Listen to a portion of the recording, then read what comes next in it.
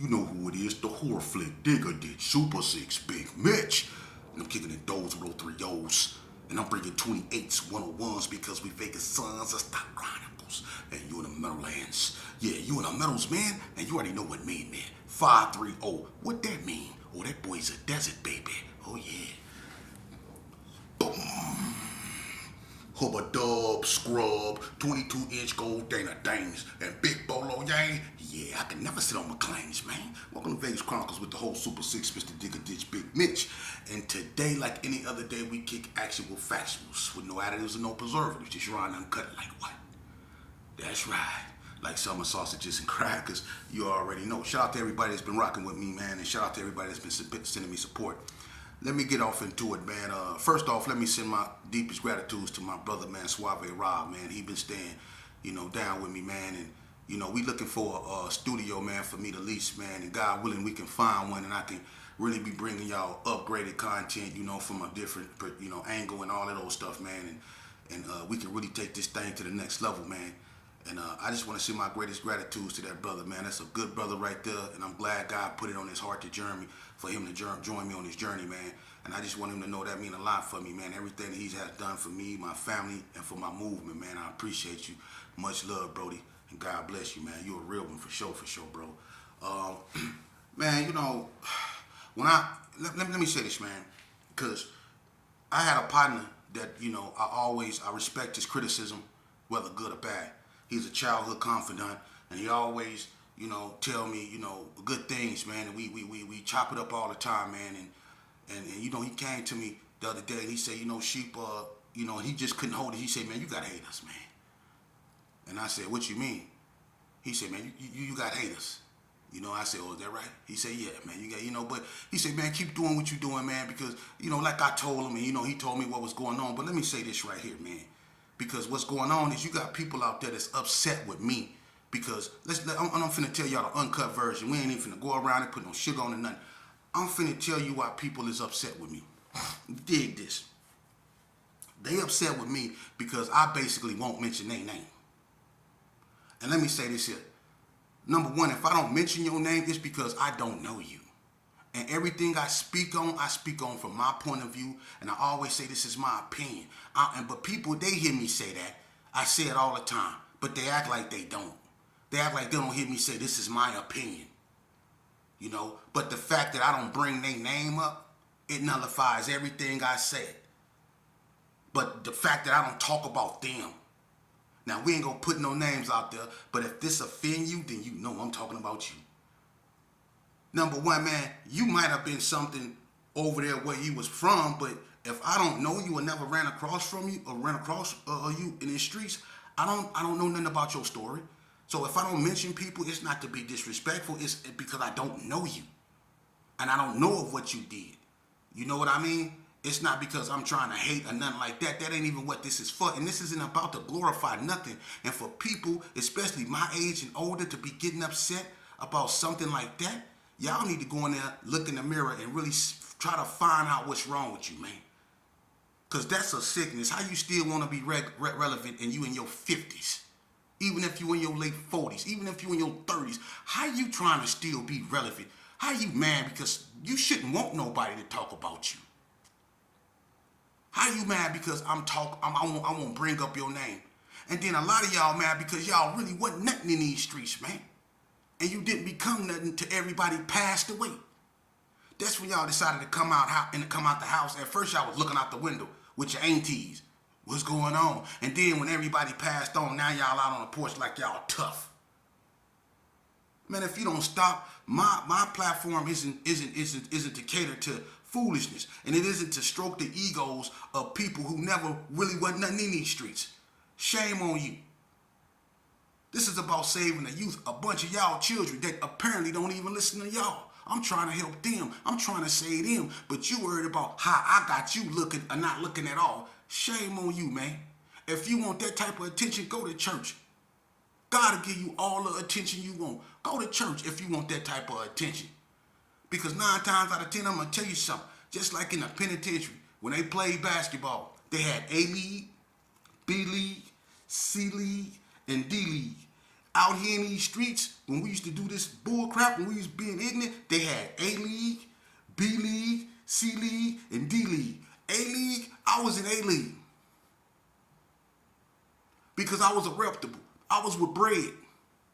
I was his right-hand man. If I went on the side of him, Lil Bread was on the side of him. Anybody that knew Bread knew that he kept two dudes with him. That was me and Lil Bread. But Lil Bread was always locked up. And I was always locked up. So we never was really together all except back in '89. That's the last time me, Lil Bread, and Big Bread was together. But when we was together, man, we was pushing the line. And wasn't too many pushing the line. No, wasn't too many people pushing the line like us. Ask anybody. That speak for itself. And when we was out there pushing the line, a lot of you cats was hiding from us. For real. And then just to keep it real, and this the cold part, a lot of stuff that I did, Bread got the credit for. Because Bread had a known face. I was a youngster. So whenever they seen Bread, it could be 15 of us. If Cornbread was in that crowd and something went down, they go say, Cornbread in him. Or Cornbread in them Gersons. He always got blamed. And he got blamed a lot for stuff that I did. And to people, see, it became Bread in them Gersons. Or Bread in them. Then it went to Bread in that little black MF. And then they started saying that little black MF that be with Bread. Then they started saying that little bad black MF, sheepdog.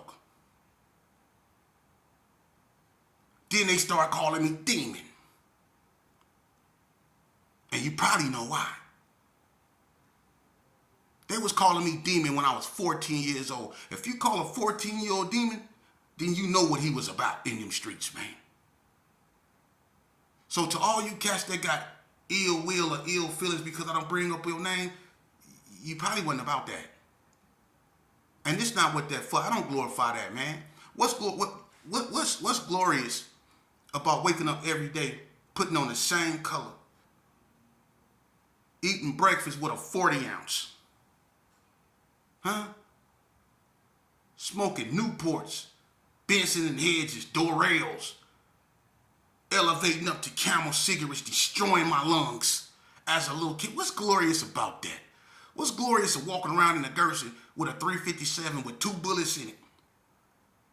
And the police walking around a Gerson too, and I can run into them just like that. What's glorious about that? What's glorious about using that same 357 and going up to the McNeil's Quick Check and robbing a garbage worker who just got off doing a 9-to-5 job for the city, trying to keep our streets clean from trash. Come up there to just buy them a beer and go home, but they run into me, a little red-eyed, a tight braid wearing little youngster out there with nothing better to do that pulled that big old gun up on him and took everything in their pockets. What's glorious about that? Or what's glorious about a bunch of us getting drunk off Wild Irish Rose and going up in the blood turf and shooting up everything, not knowing who we hit, not caring if we hit somebody? What's glorious about that?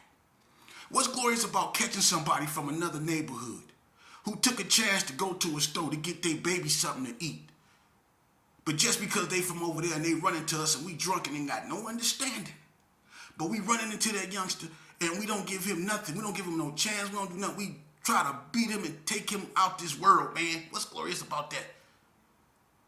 Tell me. I'll wait. Y'all get a kick out of that? Huh? Y'all get a kick out of looking at a mama's face when she's sitting there rocking back and forth in church, saying her last goodbyes to her son? Y'all want that? Y'all, that's cool to y'all? Nah, it ain't cool to y'all. See, I know a bunch of y'all.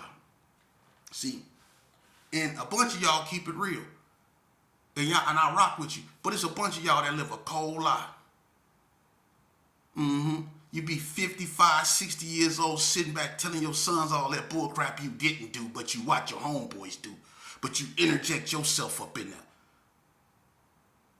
Then they pick up that madness and they carry it on. You infect them with that same type of belief. Just like we talk about the white people and how they infect their youth with racism. Look at what we infect our youth with. We don't pay attention to that. We infect our youth with something worse than racism. We infect our youth with self-racism. Dig that. We the biggest racists in America because we hate ourselves. It don't get no worse than that. We tell a Klan and everybody else that's really about that, no, y'all go on and sit down. We'll take care of this for you. We call each other the N-word. We put on our hoods and our capes. We get up on our horses, our Fords, our 6-4s or whatever. And we go up over there in the black community like they do and did. And we do what we do. Terrorize. That's what we do. We the biggest racists. And then you got people that's mad because I won't bring up their name. Look here, man. You can stay mad. You can stay mad. Hey, check this out, youngster. Listen to me. These dudes want y'all to believe that, oh, you don't know what he's talking about. He don't know what, and ain't now one of them prove me wrong yet. Won't now one of them get on. I sit down with anybody, and that's an open invitation to anybody that think they got something to say. I just put it out there. No disrespect. We can sit down like men and we can chop it up. And if you can prove me wrong about anything, I say I'm wrong. That's the thing about me. But I'm not finna get up here on this camera and lie and tell these youth that, yeah, it's a bunch. Y'all cats, a bunch of y'all wasn't doing nothing but working with the police, man. Let's just keep it real. Let's talk about that. How many of y'all was working with law enforcement? How they was doing everything that we was doing? And that ain't in just one hood. That's in every hood. Dudes was doing this here, man. Keep it real. They'll come bust on you. They'll come shoot up your neighborhood. And when you retaliate and shoot up their neighborhood and one of them get hit, they'll tell on you. That's how this game is really played. Y'all can run into each other at the mall. And I'm telling you this, the honest to God truth, youngster. Y'all can run into the mall. It could be 6 of y'all and 6 of them. One of y'all got a pistol. Y'all get to fighting in the mall, right? Now, all y'all supposed to be gangbangers, right? Now, y'all all live by this fictitious saying, silence is golden. Y'all don't do no this. Remember y'all be doing that? Y'all live by that, right? But when something happen and somebody pull a gat up in there when y'all fighting, right? Now, y'all fighting in the mall doing what gangbangers do, right? So next thing you know, one of y'all pull out a gun, open fire, shoot your enemy, everybody scatter. Police get involved, scoop everybody up, and people get to telling. Y'all be watching these hood vlogs, and I'm not disrespecting California, but they got so many things about California, hood war stories, all this old stuff. But look how all them stories end. Somebody telling or they done told on themselves. All of them end like that. 95% of them end by somebody telling on them or they done told on themselves. And it's the same thing out here in Vegas. People be telling, man. For real. So to you youngsters up out here, man, stay up out of gangs, man. I ain't finna sit up here and glorify this. Ain't nothing glorious about this, man. I'm telling you the honest God truth, man. Ain't nothing glorious about this, man. These mamas up out here that y'all portray and y'all claim y'all love, y'all put it on your mama, on my mama. Y'all always say on your moms or on your children. Well, if that's so sacred to y'all, then won't y'all live by them? Won't y'all put them first instead of your homeboys? Won't y'all put them first instead of them situations y'all get caught up in? Especially with this internet. This internet has become so destructive in our community that dropping your location can get you unalive, but yet you got old cats, some of them older than me, with gray eyelashes that want to be relevant still, man. And you wonder why we so lost. You wonder why these youngsters don't respect old heads, because the old heads want to be young. Just like some of these cats don't respect women because some of these cats want to be women. Let's just call it for what it is, man. But we so fixated on what the white man is doing and what the white man ain't doing. We so fixated on the Hispanics and how they don't like us, but we never focus on us and how we don't like us. You know why Vegas ain't got no rap artists? You know why people like Blue Angel, supposed to be up there with Lil Wayne, Lil Sock's supposed to be up there with Lil Wayne. You know why they not? It's because people would rather hate than support them brothers, man. Because they can't see them brothers up here and they still down here. They can't see them elevating. That's why they won't support them. They rather stand over them than stand next to the side of them, man. They rather stand over your body than stand next to side, stand on the side of you in solidarity, man. That's the type of reality we live in nowadays, man. You know, but I'm not gonna spend too much time on people who don't. Oh, he don't talk about me. Oh, he don't know what he talking about. Boy, please. Where all you tough guys was at when I was active? Because I sure was looking for you. Where you tough guys was at when I was active? Where you hard guys at when I was active? Man, if y'all don't stop. And I'm not talking about no specific people. I'm just saying, man, it was brought to me like that, and I'ma answer it like that, man. I'm trying to say, y'all youth, man. It's a bunch of cats that come from my era that y'all just don't know how they break down. And some of them broke down in my arms because they son did succumb to the same game that they played, that they didn't got influenced by them. It cost them their sons. That's in every hood. Someone lost a child. You see? To this madness, man. Someone then lost multiple children to this madness. Come on now, man. And y'all worried about a dude talking about y'all. If you don't stop,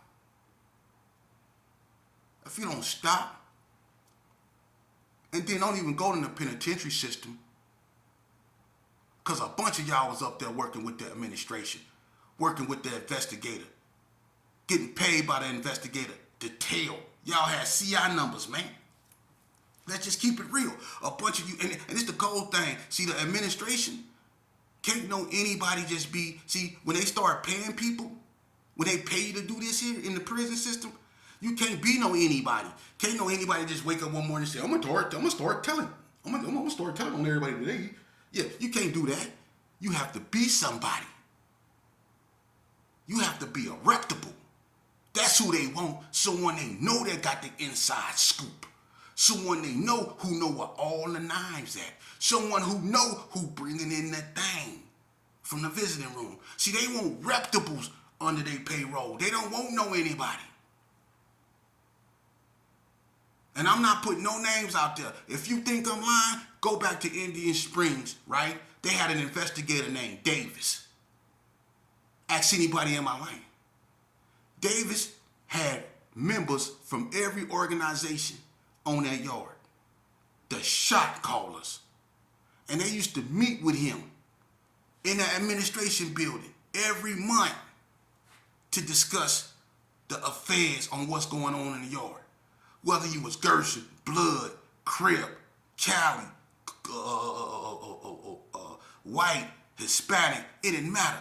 He met with the top honchos. And if you was a problem on that yard and you was a Gershon, then they got you moved off their yard because their ultimate objective was to keep the peace.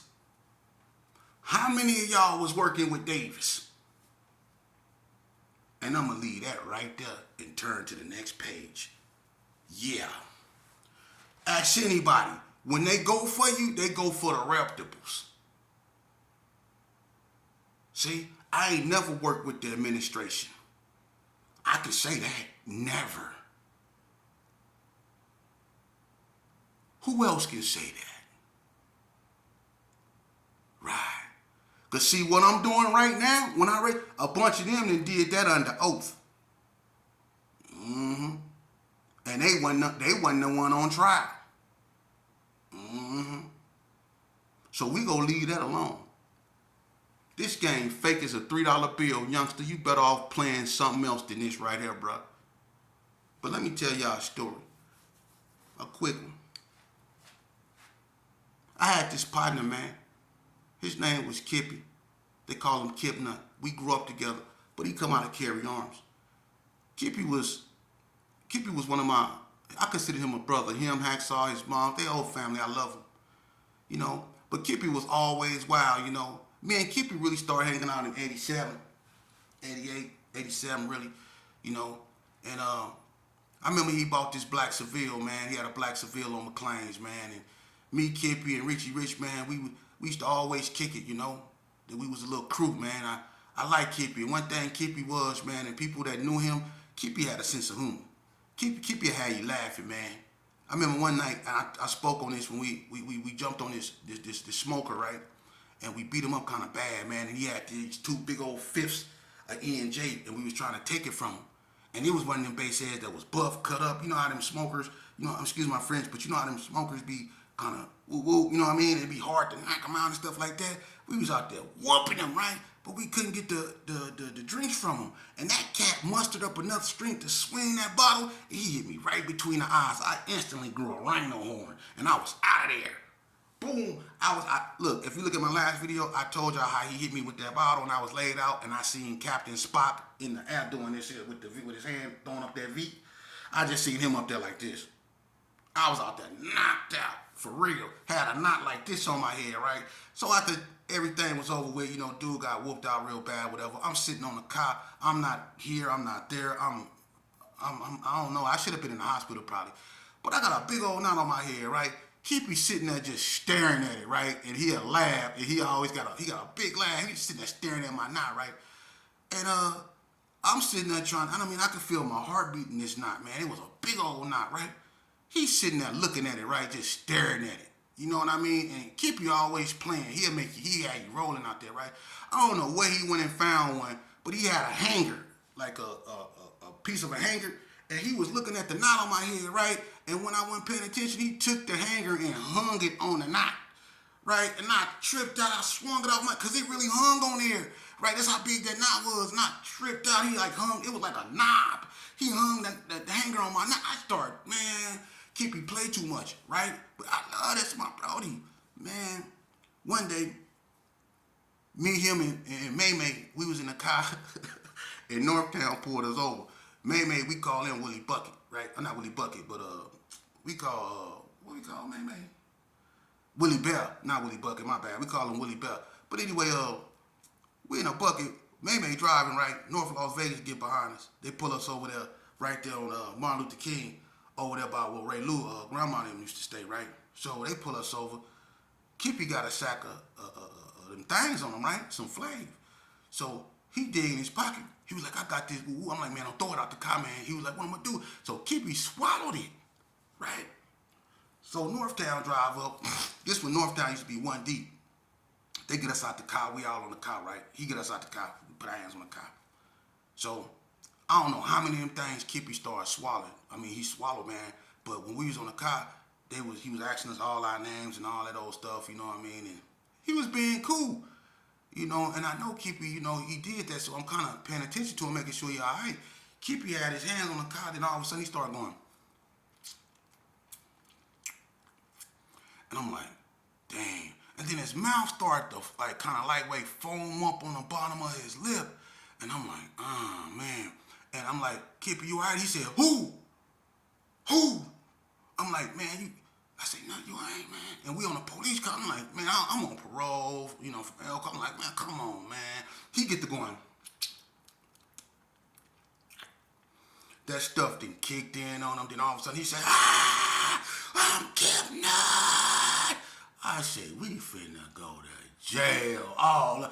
He started tripping. And he had an auntie. Her name was Deborah. And Deborah seen us on the car. Deborah was walking through the desert. So Deborah started walking over there. Kippy started tripping. I'm KIPPNUTT. And the police looking at him like, and got on the walkie-talkie. KIPPNUTT auntie ran over there. And I swear to God, man, that police was an angel, man. Because he could have called, like, for backup. He called an ambulance, man. He called the fire department. And she was like, he having a mental issue.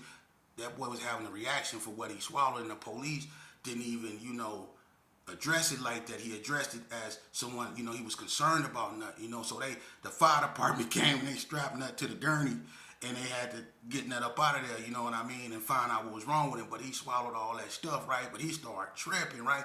That was my partner. And I'm telling you that to tell you what type of individual he was. Not, he had his issues, but he was always the type of dude that one thing he will do, he would make you laugh. And I remember another incident in the little Carry Arms. Him and Tricky C got into it, right?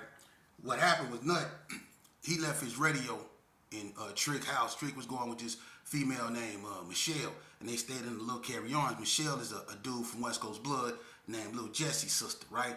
But her and Trick, you know, they've been going together for a long time. But Tricky, she was in a little carry-on. So what KIPPNUTT did, he was bamming on the door, and I guess they wouldn't give him his radio back.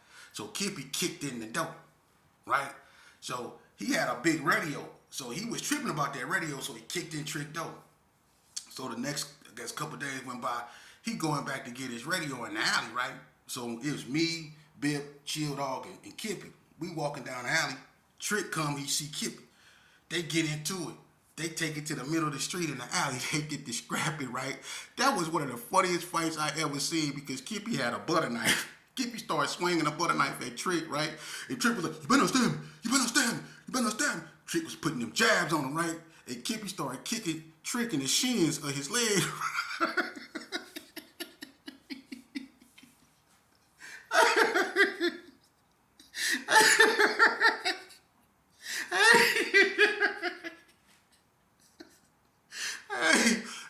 They was out there scrapping. It was funny, man. And I'm bringing this up, man, because even when he get into it with people, he'll have you laughing. That just was Kippy, man.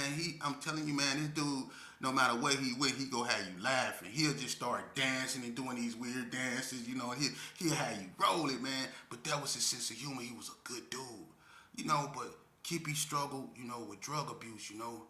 And at one point, it really had a hold of him. You know, he was going through a lot, especially when he lost his older brother, Hacksaw, you know. But Kippy, he went through a lot, man. You know, I got locked up. You know, he got locked up. When I got out the fish tank, you know, when I went to prison for the first time, Kippy and Grouchy Loke was the two that greeted me. And they was ready for whatever, because it was on with the North at this time. And those was